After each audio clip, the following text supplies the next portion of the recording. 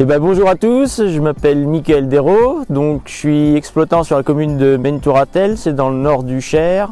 Je suis en ERL avec ma conjointe, donc on exploite 194 hectares et donc on a un troupeau laitier d'une cinquantaine de vaches à la traite en permanence. On a un droit à produire de 420 000 litres pour la laiterie Tribala à Riant.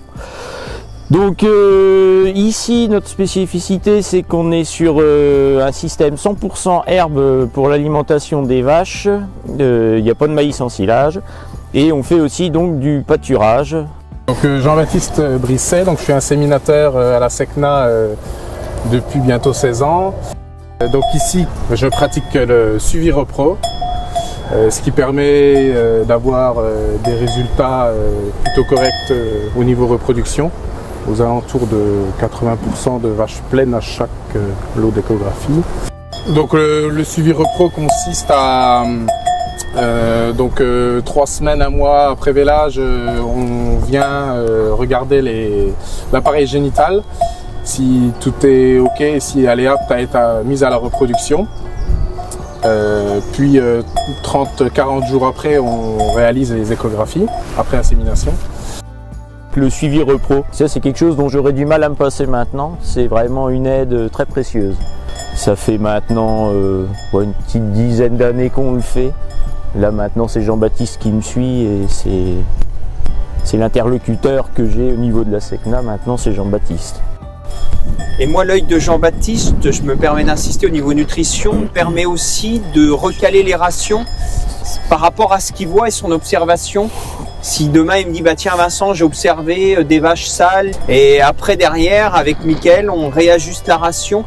Et l'avantage qu'on a, c'est comme on a une ration distribuée, ça nous permet vraiment de rééquilibrer, et puis l'œil de Jean-Baptiste est important par rapport à ça. Ouais.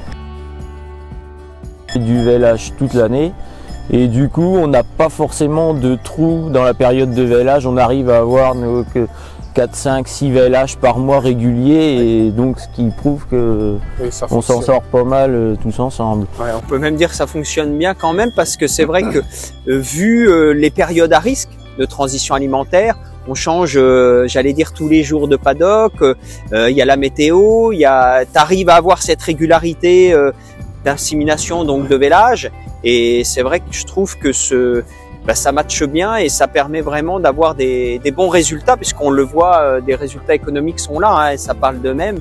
Et je pense que grâce à ce trio, on va dire c'est le trio gagnant qui va permettre aussi, grâce aussi au travail des éleveurs, d'arriver à avoir ces super résultats et performants, quoi. Donc bravo à l'éleveur, mais c'est vrai que le côté relationnel est important, même si des fois on s'en rend pas forcément compte. Mais moi je vois, je questionne quand même régulièrement l'éleveur en disant tiens, t'as fait le suivi, comment ça s'est passé, et puis de réajuster derrière. Donc c'est vrai que aussi bien l'un que l'autre, c'est vraiment important d'avoir ce lien, et je pense que c'est indispensable pour les éleveurs et les objectifs qu'on peut se fixer ensemble.